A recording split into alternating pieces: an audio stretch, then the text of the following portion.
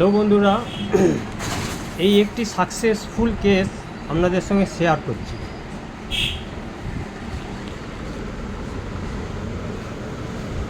এই যে ওই জেন্টলম্যান বসে রয়েছেন আমার সামনে, উনি মুখ দেখাতে চাইছেন না, তাই ওনার মুখটা দেখাচ্ছি না।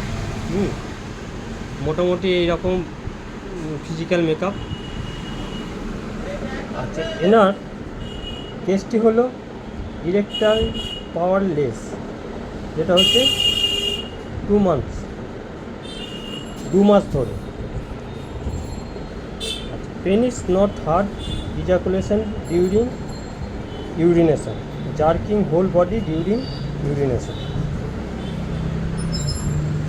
এনার পাস্ট হিস্ট্রিতে জন্ডিস ছিল, এসএসডি ছিল।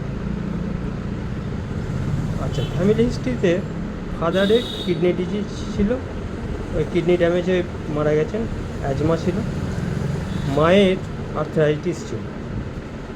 আচ্ছা, এনাকে আমি ক্লাব মস সিলেকশন করেছি কেন না, এই দেখুন, এনার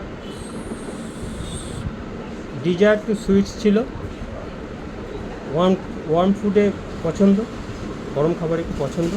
আচ্ছা, অ্যাভারশন টু ব্রেড ছিল না, আছে।